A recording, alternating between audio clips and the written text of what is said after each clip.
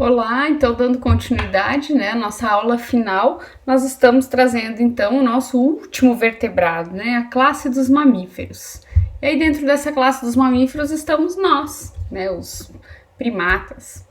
E aí então nós temos cerca de 4.500 espécies catalogadas que ocupam uma diversidade de ambientes, desde aquáticos até o ar, né, os morcegos são um grande exemplo, e a terra que são os mais comuns, né, comumente conhecemos. E qual uma característica exclusiva, né, desse grupo? Já se chama um mamífero por causa da presença de glândula mamária. Nem sempre esses animais apresentam mamas, mas glândula mamária todos apresentam. E aí o corpo deles, né, existe uma cobertura diferenciada, que é os pelos, né, para o controle da temperatura corporal. E abaixo, né, da epiderme, existe uma camada de gordura, né, para que faça o controle da temperatura corporal desses animais. Já não acontece a mistura de sangue venoso com arterial, assim como nas aves já não acontecia, né? E elas apresentam então um sistema nervoso bem desenvolvido. As aves, elas desenvolviam mais aquela questão do equilíbrio, né? Já que nos mamíferos existe uma grande complexidade do sistema nervoso, na verdade, né? Tem um grande encéfalo, então, que vai auxiliar na coordenação, na memória, na aprendizagem desses animais, né? Já temos aí visão, audição, olfato muito bem desenvolvidos, uma movimentação eficiente. Esses animais podem ser quadrúpedes, podem ser bípedes, vai depender da espécie dele, né? E geralmente os filhotes se desenvolvem dentro do sistema reprodutor, geralmente porque existem mamíferos que colocam ovos também, embora apresentem glândula mamária, colocam ovos. E outra subclasse de mamíferos que não são placentários, mas que a mãe também apresenta glândula mamária, né, que é a característica dos mamíferos, mas que elas apresentam marsúpio, que é uma bolsa onde esse filhote vai ficar abrigado até terminar o desenvolvimento do embrião.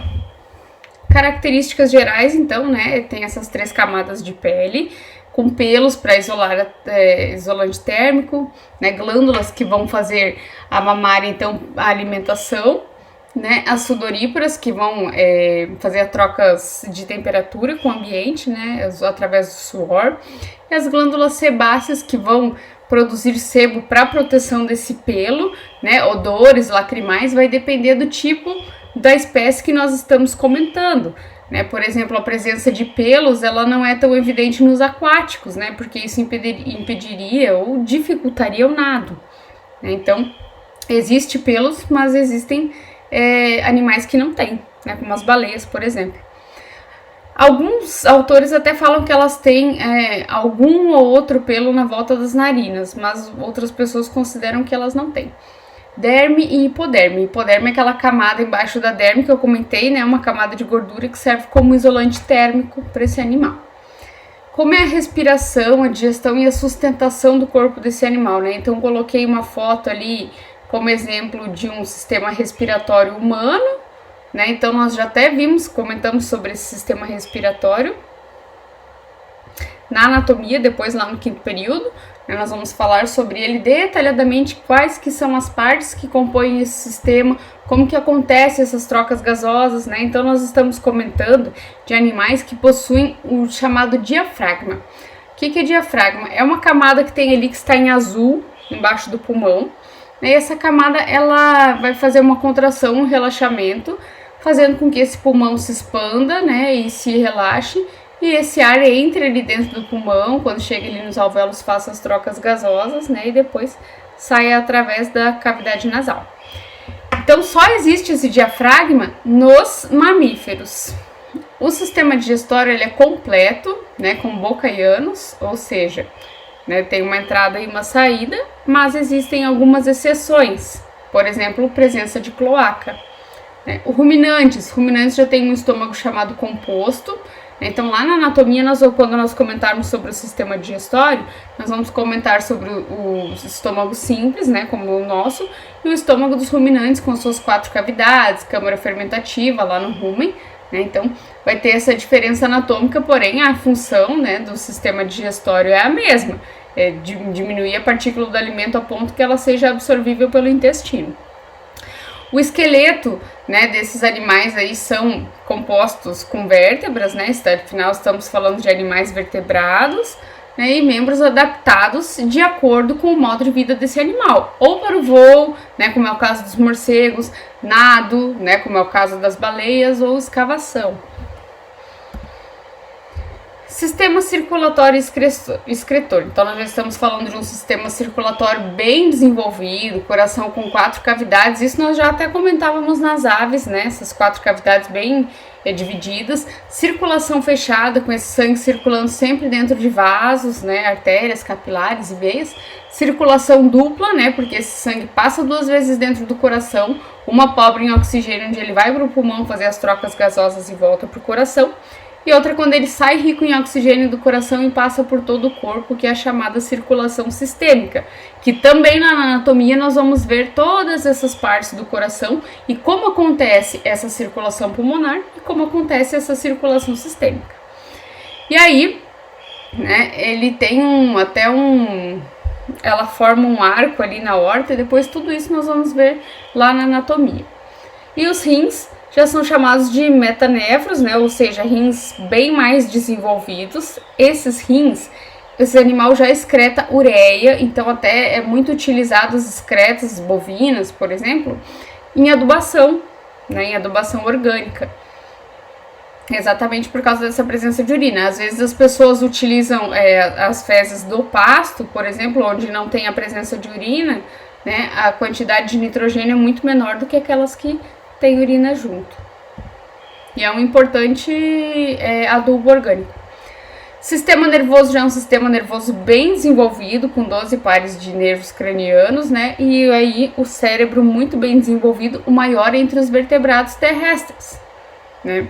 E o encéfalo, então, muito bem desenvolvido, animais que apresentam uma coordenação muito boa, animais que apresentam até uma capacidade intelectual, de memória, de aprendizagem. Você consegue treinar esse tipo de animal para que ele consiga obedecer estímulos, né? Então, ele já tem audição, tem visão, tem olfato, gustação, você consegue condicionar esse animal.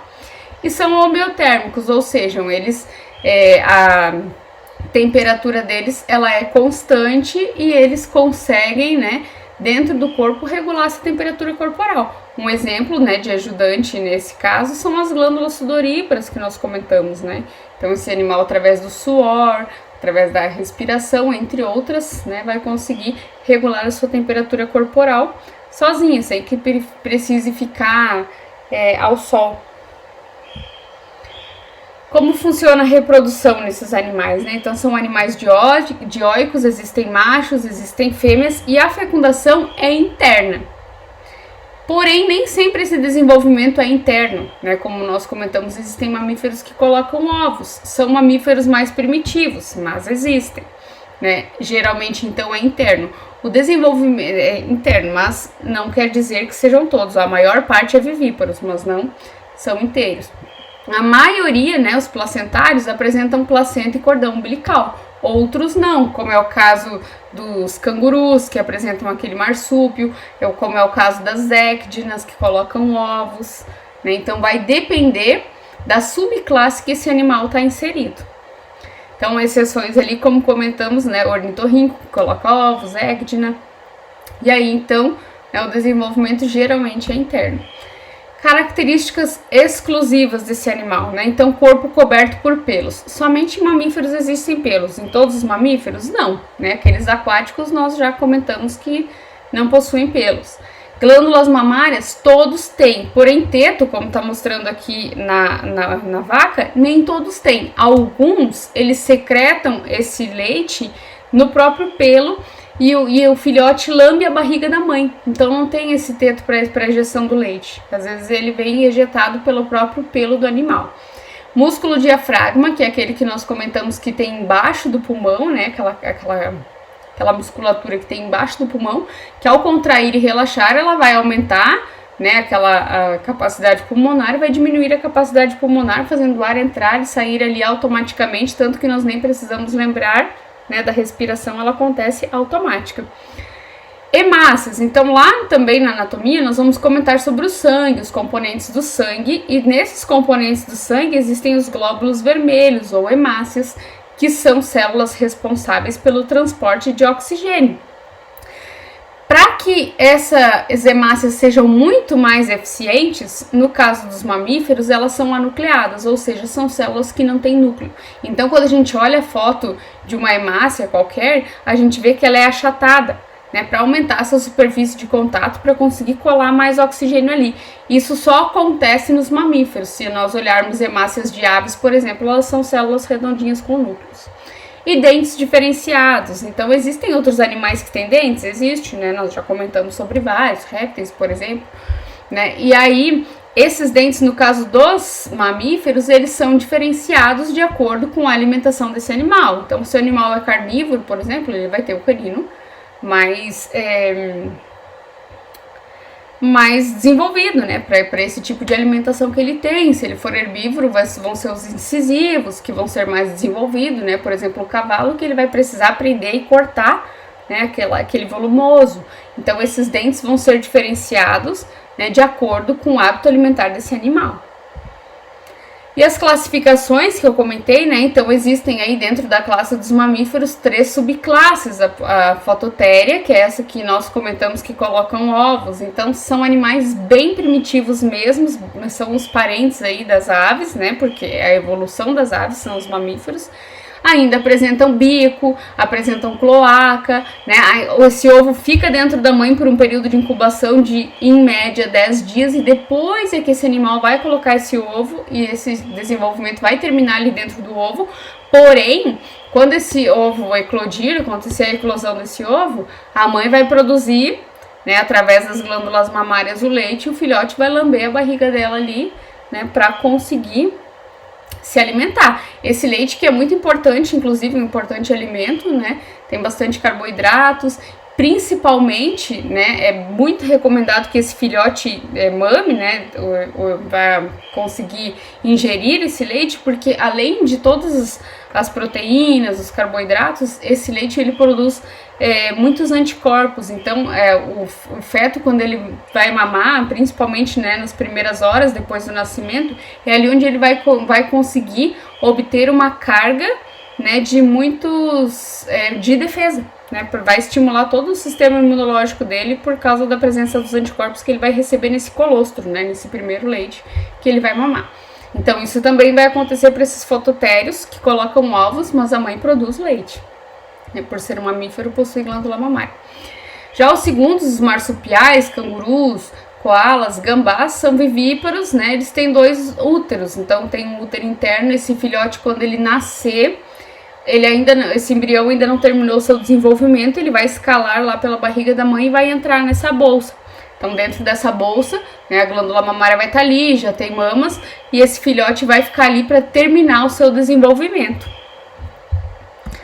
E os mais conhecidos, então, para nós terminarmos a nossa disciplina, né, a subclasse eutéria, que são os placentários, né, são vivíparos, dotados de útero. Essa placenta já se desenvolve, é duradoura, através dessa placenta que o animal vai conseguir, né, receber oxigenação, vai conseguir receber os nutrientes, vai conseguir receber toda a defesa da mãe, né, através do cordão umbilical, e só vai, através do seu nascimento, né, esse cordão umbilical vai ser separado e o animal vai começar o seu desenvolvimento, embora ele vá precisar do leite, né, vai mamar esse leite para receber todos os nutrientes necessários para o seu desenvolvimento na fase inicial, né, e também aquelas células de defesa que nós comentamos que existem lá no leite da mãe. Então, espero que vocês tenham gostado da nossa disciplina. Nos encontraremos mais tarde no curso ou não, né? Porque tem pessoas que já fizeram a disciplina de anatomia e temos a disciplina de política lá no 7º período, que nos encontraremos. Espero que vocês tenham gostado da disciplina. Qualquer dúvida vocês podem me perguntar e estou sempre aí para esclarecer quaisquer dúvidas. Até breve, então, fiquem bem.